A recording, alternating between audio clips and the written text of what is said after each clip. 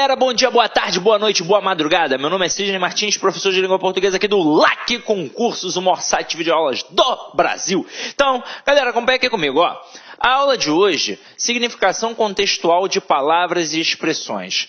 Na verdade, é algo que cai no edital do CESP sempre. Normalmente eles colocam apenas significação de palavras. Mas aí é óbvio que se a gente está trabalhando a significação das palavras, a gente depende de um contexto. Por isso que eu coloco assim no título. Afinal de contas, determinada palavra, ela pode adquirir diversas nuances dependendo do contexto. E o CESP trabalha muito isso, essa seleção vocabular diante de valores semânticos. Então agora a gente vai cair para dentro para observar qual é o conceito para a gente poder trabalhar. Depois a gente vai para a questão propriamente dita. E aí vocês vão perceber que algumas questões são até tranquilas. Outras, eu vou te falar, são bem sutis e são capazes de derrubar até o candidato mais bem preparado. Talvez até professores de língua portuguesa, se tiverem de fazer aquela questão ali, né, assim, de surpresa, né, de forma muito rápida. Então, se o cara não olhar com calma, até o cara muito bem preparado vai errar. Então, vem aqui comigo, ó. Significação das palavras. Quanto à significação, as palavras são divididas nas seguintes categorias. Sinônimos, e aí a gente tem as palavras que possuem significados próximos, são chamadas de sinônimos. Então, vamos lá. Você já deve saber que tem, pelo menos, o contrário disso. Daqui a pouco a gente vai ver que são os chamados antônimos. Então, peraí, ó.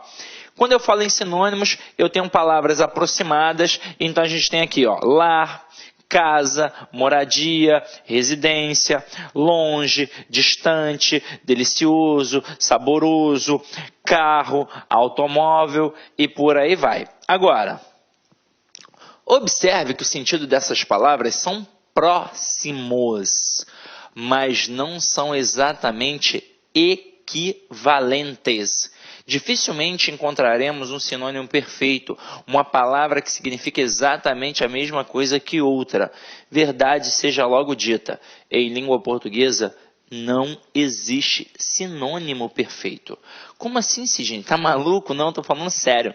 O que existe, na verdade, são palavras aproximadas semanticamente, dentro do mesmo campo semântico, mas que, se fossem perfeitas, não teria nem necessidade de ter uma outra palavra. Essa é a verdade. Então, acompanhe aqui comigo um exemplozinho clássico para a gente poder entender. Ó. Há uma pequena diferença de significado entre palavras sinônimas. Veja que, embora casa e lar sejam sinônimos, ficaria estranho se falássemos a seguinte frase: comprei um novo lar. Tá vendo? É impossível eu falar assim. Eu vou ter de falar que eu comprei uma nova casa. Então, o uso de palavras sinônimas pode ser de grande utilidade nos processos de retomada de elementos que interrelacionam as partes do texto. Ou seja, quando a gente aprende o processo de coesão textual, a gente aprende que dentro de um texto escrito, a gente tem de evitar o tempo todo a repetição. Então, na fala, na oralidade, eu posso várias vezes repetir o mesmo termo e ninguém vai estranhar. Agora, na escrita, se eu repito, eu demonstro pobreza de vocabulário. Então, basicamente, eu tenho substantivos e, normalmente, o primeiro elemento que a gente usa para evitar a repetição do substantivo é o elemento que trabalha em prol deste nome, que é o pronome. Tanto é que, em questões de coesão textual, a gente trabalha muito o pronome relativo, o pronome demonstrativo e o pronome pessoal oblíquo átono, o famoso POA. Agora, eu não preciso evitar a repetição do substantivo apenas através dos pronomes. Eu posso evitar a repetição dos substantivos com outros substantivos. E é aí que a gente entra nas palavras sinônimas. Então, é mais uma vez um processo de coesão textual, esse processo de substituição, que pode ser utilizado numa questão de coesão, pode ser utilizado numa questão apenas de significação de palavras e pode ser utilizado até numa questão de reescritura de frase. Afinal de contas, reescritura de frase pode cobrar qualquer coisa e se a ideia é realmente brincar com um candidato altamente preparado, ele vai trabalhar com valores semânticos. Então vamos lá, ó. Já falamos dos sinônimos que estão ali, ó, no mesmo campo semântico, são palavras aproximadas de sentido. E agora nós vamos falar dos antônimos, que é o contrário, possuem significados opostos, contrários. Então, eu tenho o mal e o bem, a ausência, a presença, o fraco e o forte, o claro e o escuro, o subir e o descer, o cheio e o vazio, o possível e o impossível. E além dos sinônimos e dos antônimos, a gente pode trabalhar a concepção da polissemia. Então vamos lá. Resumo da ópera. Sinônimo são palavras de significado aproximado, vulgarmente falando, de igual sentido. Antônimos são palavras de significados opostos. Polissemia. Poli vem de muito, semia vem de ideia, de semântica, de sentido. Então, polissemia é a propriedade que uma mesma palavra tende a apresentar mais de um significado nos múltiplos contextos que aparece. Veja alguns exemplos das palavras polissêmicas. Primeira, cabo. Eu tenho um posto militar, eu tenho o cabo, sei lá, da Boa Esperança, que é um acidente geográfico, eu tenho o cabo da vassoura, eu tenho o cabo da faca. Então, caramba, ela pode ser utilizada em várias situações de sentidos e concepções diferentes. Agora, branco, eu tenho, banco, perdão, né? Branco não, né? Banco, eu tenho a instituição comercial financeira e tenho também o assento. E manga, eu tenho parte da roupa, né, a manga aqui, ó, da camisa, e eu tenho a fruta. Detalhe, se a gente remeter isso a um valor geográfico, pensando até na variação linguística, no Nordeste, quando o cara fala, você está mangando, para de mangar, né? Então, ele está trabalhando o verbo mangar, já é uma zoação, alguma coisa assim do tipo. Mas, eu tenho manga blusa e manga fruta. Assim como a gente pode estender isso para a palavra vela, por exemplo, tem a vela de cera, que é a vela para acender, tem a vela que é o cara que está ali do lado do casal de namorados, perturbando, né? Tá sobrando, é uma vela. A gente pode pegar a palavra cera. A palavra cera tem a cera de encerar o chão, tem a cera da abelha, tem o goleiro, quando demora para bater o tiro de meta, ele está fazendo cera. Então, tudo isso é o quê? É uma concepção polissêmica, ou seja, vários sentidos. Uma palavra em determinadas, diversas situações com significação completamente diferente. Beleza? Então, vamos lá.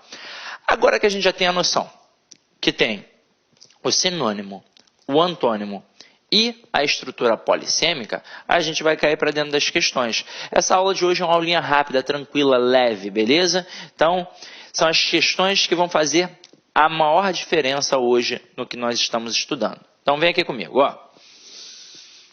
Ora, se o campo se encontra mais perto do natural, pode ser associado à paz, à inocência, à virtude. A cidade, então, por sua vez, seria a expressão de barbárie. E isso deriva do entrelaçamento de significados que podem ser atribuídos aos qualificativos, ou seja, aos polos, a depender do sentido que lhes atribui ou ao sentimento a eles associado, ou ainda ao que está momentaneamente sendo entrevisto. Aí vem o comando da questão. Mantém-se a correção gramatical e o sentido original do texto ao se substituir, podem ser atribuídos aos qualificativos por atribuem aos qualificativos. Então tá aqui, ó.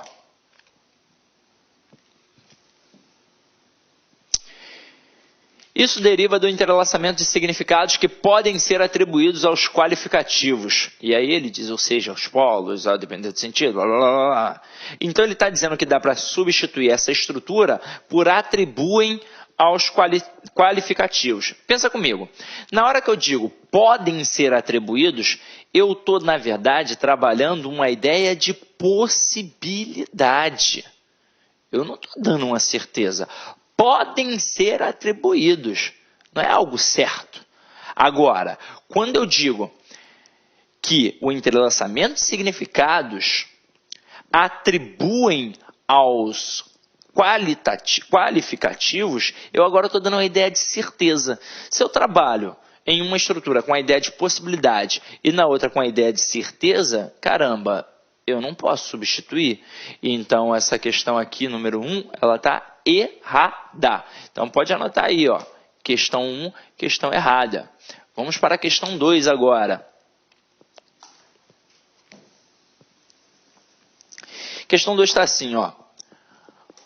O acesso equitativo a uma rica e diversificada gama de expressões culturais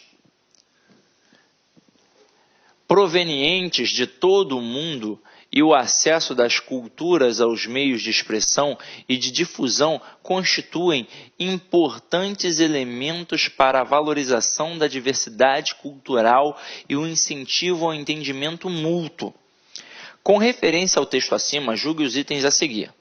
A substituição de equitativo por equinânime mantém a correção gramatical e as ideias originais do período. Vamos lá. O acesso equitativo a uma rica e diversificada gama de expressões culturais. Galera, quando a gente bota equitativo, equi vem de igual. Então, é como se eu falasse o acesso igual, o acesso justo, o acesso a todos, né, praticamente, a uma rica e diversificada gama de expressões culturais. Então, é um acesso igual para todo mundo, é um acesso justo. Agora eu boto assim, ó, equânime. É a mesma coisa que equitativo, ou seja, equânime é um sinônimo de equitativo. Então, eu poderia colocar o acesso equinânime a uma rica e diversificada gama de expressões culturais. Seria a mesma coisa, um acesso justo, um acesso igual, ou seja, um acesso à cultura para todo mundo. Então, a questão 2 é uma questão que está correta, beleza? Vamos para a questão número 3. Questão número 3 está assim, ó.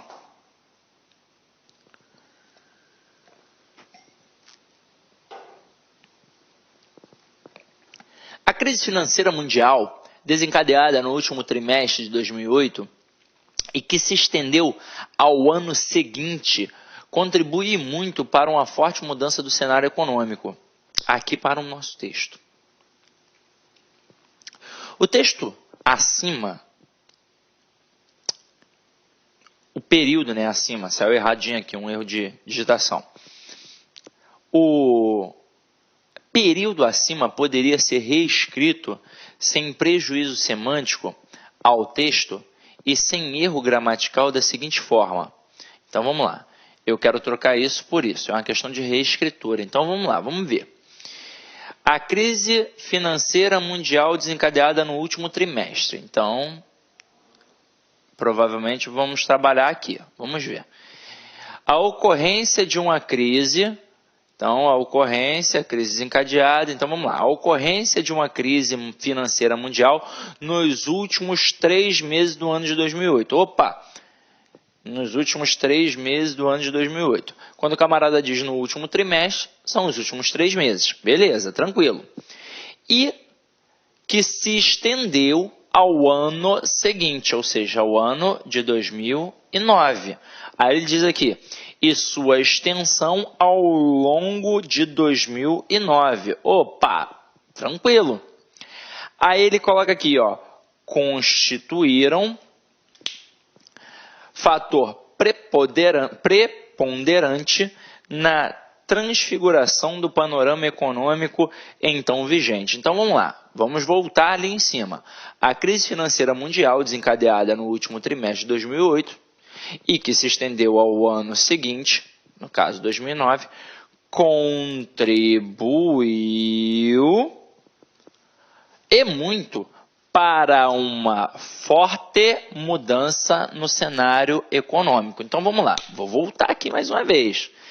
Ele diz aqui, a ocorrência de uma crise financeira mundial nos últimos 3 meses do ano de 2008 e sua extensão ao longo de 2009 constituíram um fator preponderante na transfiguração, ou seja, transfigurar é mudança, do panorama,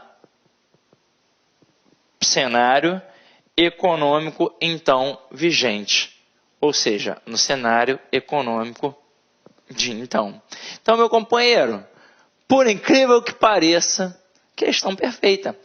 Qual é o bizu aqui, para a gente poder jogar?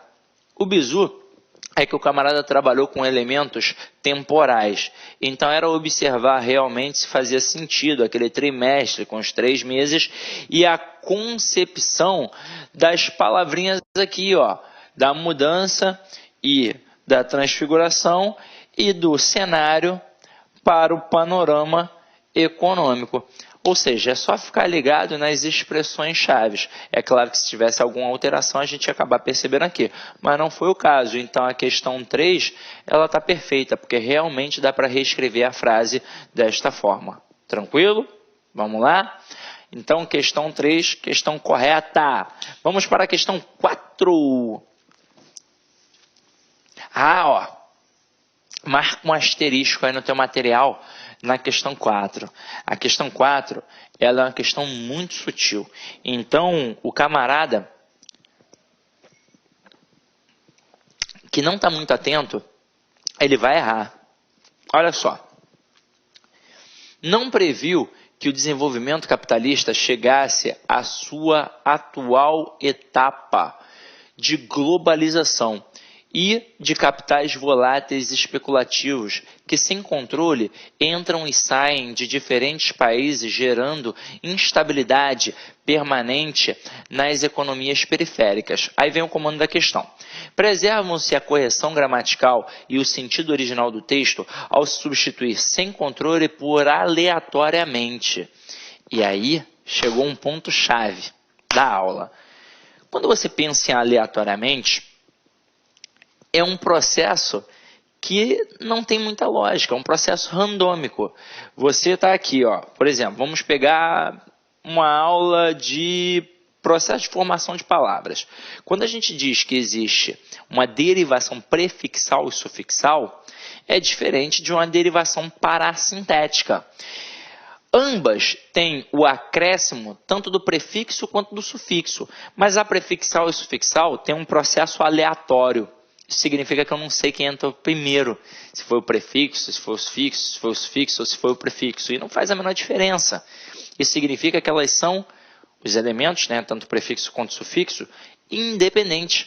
Então isso significa que eu posso retirar um e o outro continuar ali, a palavra continua existindo. Posso retirar o outro e a palavra continua existindo. Exemplo, deslealdade. Eu tiro o prefixo des, lealdade existe. Eu tiro o sufixo dade, desleal existe. Agora, o que seria uma derivação parassintética? Quando eu coloco o prefixo e sufixo de forma simultânea. Eu chapo ao mesmo tempo na palavra. Pá! Então isso significa que tem independência. Não dá para eu tirar nem o prefixo, nem o sufixo, que a palavra deixa de existir. Exemplo, entardecer. Não dá para tirar o prefixo em, porque não existe tardecer. Não dá para tirar o sufixo ecer, porque não existe entarde. Então, é assim que funciona. Aí, na hora que você pensa, porra, então, aleatoriamente, é a mesma coisa que sem controle. Aí você vem e marca certo. Só que aí, olha como é importante conhecer a concepção da significação das palavras divididas em sinônimos e antônimos. Então, vamos lá.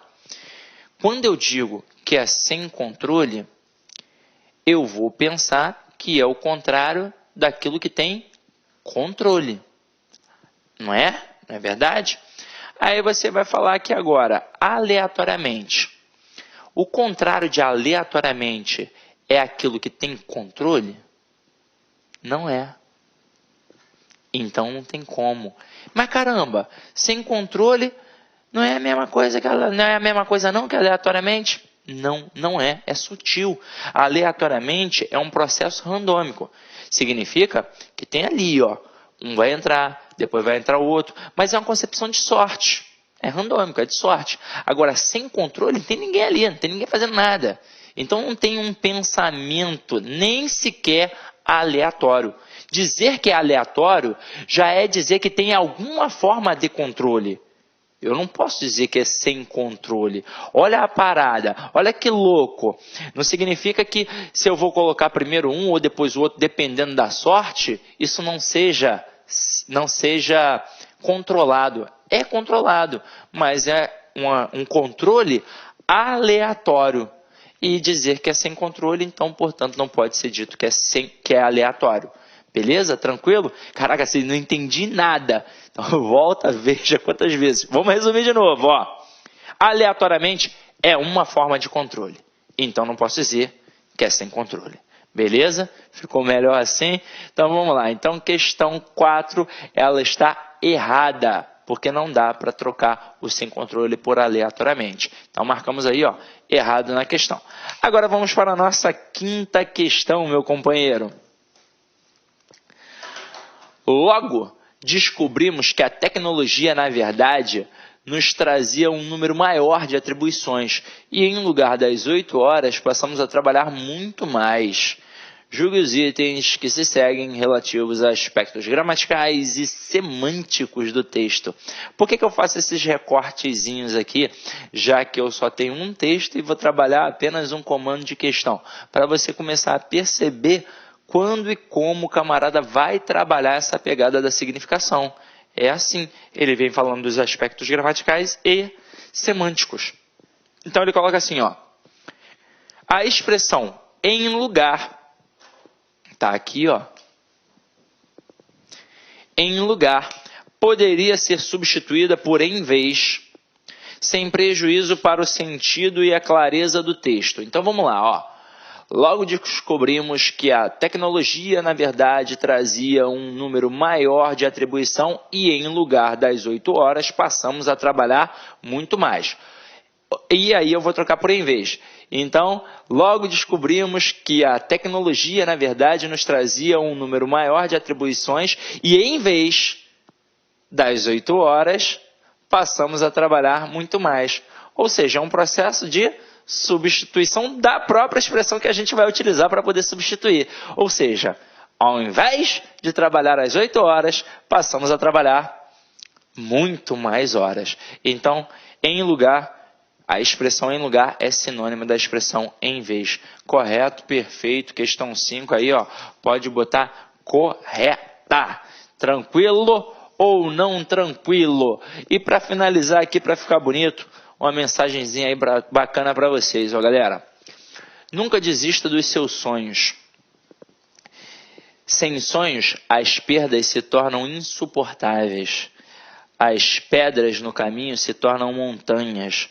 Os fracassos se transformam em golpes fatais.